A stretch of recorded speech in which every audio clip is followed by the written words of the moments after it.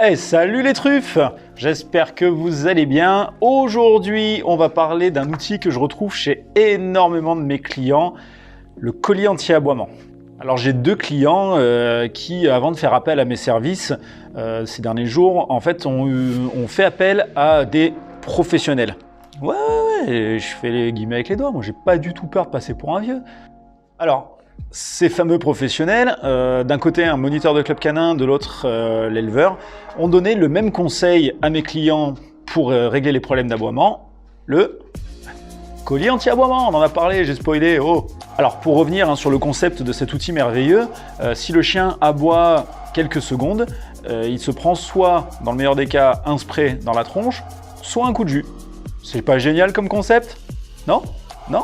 Bah non. J'adorerais enfoncer une porte ouverte en vous disant que c'est un outil dangereux et inutile, mais le gros problème, c'est que ça fonctionne. Eh ben oui, parce que si notre chien souffre à chaque fois qu'il tente de s'exprimer, il va fatalement finir par se taire. Ah ouais, le fameux syndrome de détresse acquise. Ah, non, c'est ce qu'on appelle de la punition positive. Mais il y a pire que ça, parce qu'au-delà de la souffrance qu'on impose à l'animal, on lui enlève surtout une partie de sa capacité d'expression.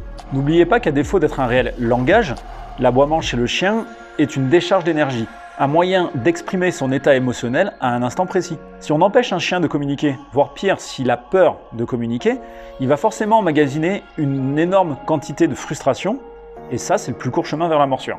Hyperattachement, réactivité humain ou congénère, garde d'objets, instabilité émotionnelle, mauvaise gestion des frustrations, anxiété de séparation, il y a énormément de situations qui peuvent emmener à un aboiement chez le chien. Mais leur point commun, c'est qu'elles ne sont pas le problème, mais la conséquence d'un trouble du comportement ou d'un défaut d'éducation. Et qu'est-ce qui se passe si on traite la conséquence d'un problème plutôt que sa cause?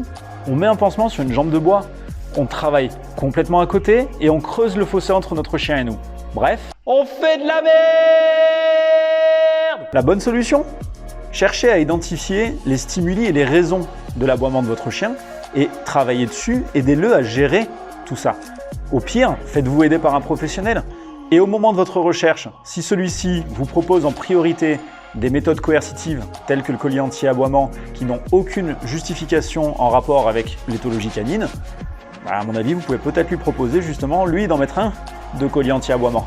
Là, pour le coup, je suis assez d'accord. Voilà, c'est tout les amis. N'hésitez surtout pas déjà à jeter les colliers anti-aboiement, ça c'est de la merde, voilà. Et vous connaissez maintenant, pour nous aider à soutenir la chaîne, à vous abonner, j'en mets un là et un gros là, voilà, j'en fous partout aujourd'hui. À commenter pour pouvoir échanger avec moi, c'est toujours un plaisir.